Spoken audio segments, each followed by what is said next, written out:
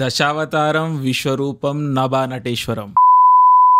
నాకెక్కడి నుండి స్టార్ట్ చేయాలో అర్థమైతే లేదు, సో డైరెక్ట్ గానే చెప్పేస్తా. మూవీ చాలా చాలా దారుణంగా ఉంది సార్. ఐఎమ్ సారీ, బట్ విషయం అయితే ఇదే. క్రింజ్ లాగ్ ఇదంతా కాదు, ఇది వేరే లెవెల్. 2 గంటల 40 నిమిషాల సినిమా, కానీ మనకు చూస్తున్నప్పుడు 5 గంటల సినిమా లెక్క అనిపిస్తుంది. నాకైతే ఇంటర్వెల్ నుండే వెళ్ళిపోవాలనిపించింది, కానీ మీ కోసం లాస్ట్ వరకు ఉండి చూసిన. అఫ్ కోర్స్ థియేటర్ లో చాలా మంది వాకౌట్ చేసిర్రు అనుకోండి, అండ్ తప్పు వాళ్ళది కాదు. ప్రియదర్శి గారు ఒక అద్భుతమైన యాక్టర్. ఆయన చాలా గొప్ప సినిమాలు ఇచ్చిర్రు మనకి. అంటే ఈ మధ్య కాలంలో ఇంత హై క్వాలిటీ అవుట్పుట్ ఉన్న సినిమాలు బహుశా ఇంకా వేరే ఏ యాక్టర్ ఇచ్చుండకపోవచ్చు. బలగం, మల్లేశం, జాతిరత్నాలు, ఈ మూవీస్ చాలు ఆయన టేస్ట్ ని, హార్డ్ వర్క్ ని, క్వాలిటీని గుర్తించడానికి. కానీ ఇదంతా అవుతున్నా తెలుసు కదా మన ఇండస్ట్రీ గురించి. ఆయనని ఏదో సైడ్ క్యారెక్టర్లకు పరిమితం చేయనికే చూస్తా ఉంటది. హాయ్ నాన్న మూవీలో కూడా నథింగ్ రోల్ అది. బృనల్ని పెళ్లి చేసుకునే టోన్ రోల్ కన్నా కొంచెం హైప్ ఉంటది. లాస్ట్ లో వచ్చి చిన్న పాపని సేవ్ చేస్తాడు. మినిమం ఆ రోల్ కూడా ఇయ్యలేదు. Random friend role. మరి ఏం చేస్తారు ఇంకెవరైనా?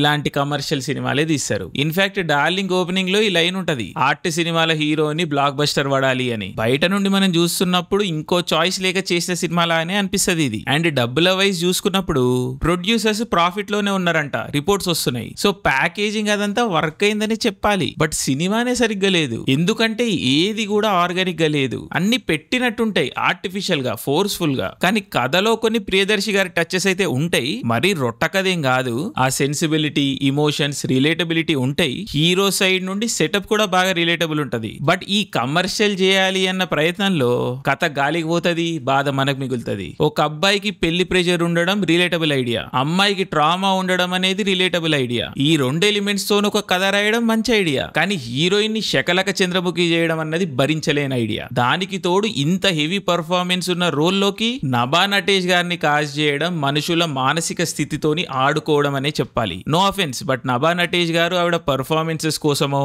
యాక్టింగ్ ప్రావెస్ కోసమో ఫేమస్ కాదు కదా.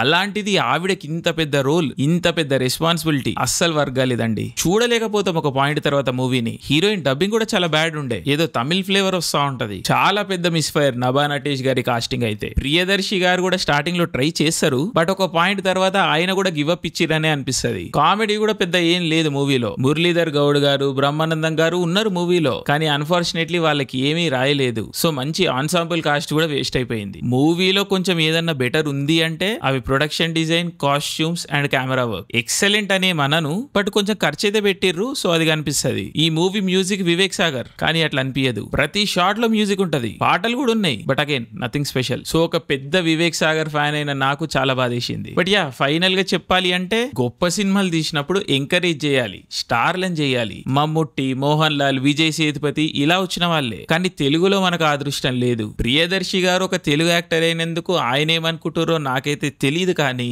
నేనైతే చాలా ఫీల్ అవుతున్నా. బట్ ఓకే, హోప్ మెయింటైన్ చేద్దాం. Let's see. ఖాళీగా ఉంటే చూడండి డార్లింగ్, అప్పుడు అందరం కలిసి బాధపడొచ్చు. జై హింద్.